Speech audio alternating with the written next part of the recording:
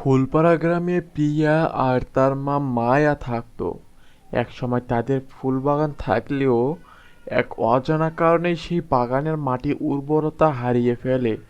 এখন তাদের ভরসা কিছু মলিন, প্রায় শুকিয়ে যাওয়া ফুল। কি রে প্রিয়া, আমার দোকানের দিকে এমন ভাবে কি দেখছিস?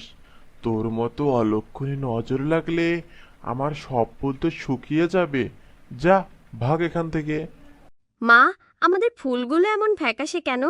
আর ভৈরব চাচার ফুলগুলো এত সুন্দর কি করে? কি জানি রে মা, আমাদের জমির মাটিটাই যেন অভিশপ্ত। চল দেখি আজ কিছু বিক্রি হয় কিনা।